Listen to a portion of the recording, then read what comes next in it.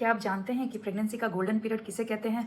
जी हाँ, मैं बात कर रही हूँ सेकेंड ट्राइमेस्टर यानी कि 13 से 27 वीक्स की, जिसे आमतौर पर गर्भावस्था का सबसे आरामदायक समय माना जाता है। हेलो एंड नमस्ते एवरीवन, मैं हूँ डॉक्टर अनीता और आज हम बात करेंगे प्रेगनेंसी के सेकेंड ट्राइमेस्टर की। तो इसमें किन किन खास बातों का ध्यान रखना ज़रूरी है। जनरली ये समय जो है वो फर्स्ट ट्राइमेस्टर से थोड़ा सा रिलैक्स और ईजी गोइंग होता है, क्योंकि इस दौरान जी मिचलाना, वॉमिटिंग, घबराहट, थकान, नींद नहीं आना जैसे सिम्टम्स थोड़े कम हो जाते हैं। हालांकि यह समय भी बच्चे के विकास और माँ के स्वास्थ्य के लिए बहुत ही इम्पॉर्टेंट होता है। तो आइए जानते हैं कि सेकेंड ट्राइमेस्टर में ऐसी कौन सी बातें हैं जिनका ध्यान रखना बहुत ज़रूरी है। नंबर 1, नियमित प्रीनेटल चेकअप्स। आपका सेकेंड ट्राइमेस्टर में आमतौर पर हर 4 सप्ताह में यानी कि एवरी मंथ आपको डॉक्टर के साथ विजिट रखना चाहिए, डॉक्टर के पास जाना चाहिए। इन विजिट्स में डॉक्टर आपका ब्लड प्रेशर चेक करता है, वेट चेक करता है और पेट का गर्द कितना बढ़ रहा है ये चेक करते हैं। 18 से 22 सप्ताह के बीच में एक डिटेल अल्ट्रासाउंड, जिसे कि एनोमली स्कैन या लेवल 2 स्कैन भी कहते हैं, वो किया जाता है।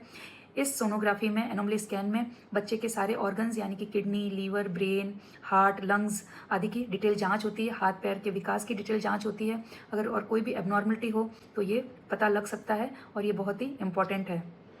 सेकेंड ट्राइमेस्टर में ही जेस्टेशनल डायबिटीज़ की भी स्क्रीनिंग यानी कि ग्लूकोज टॉलरेंस टेस्ट किया जाता है, ताकि ये पता चल सके कि आपको कहीं जेस्टेशनल डायबिटीज़ तो नहीं है। कुछ और इम्पॉर्टेंट ब्लड टेस्ट होते हैं, जैसे कि CBC, triple marker, quadruple marker, NIPT और कुछ इन्फेक्शंस के लिए भी ब्लड टेस्ट किए जाते हैं।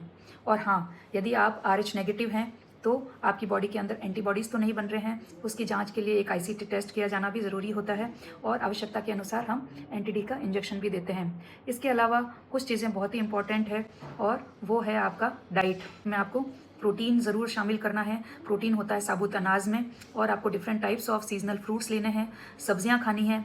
अच्छे से आपको हेल्दी फैट जो है अपनी बॉडी में, अपनी डाइट में शामिल करना है। सेकेंड ट्राइमेस्टर में ही बच्चे की हड्डियां और दांत का विकास हो रहा होता है, उसके लिए कैल्शियम की ज़रूरत थोड़ी बढ़ जाती है। कैल्शियम के लिए आपको दूध, दही, पनीर, योगर्ट और पत्तेदार हरी सब्जियां खानी हैं। आयरन रिच डाइट लेना भी बहुत ज़रूरी है ताकि एनीमिया से बचा जा सके। आयरन सप्लीमेंट्स आपको लेना ज़रूरी है, उसको कभी नहीं भूलना है।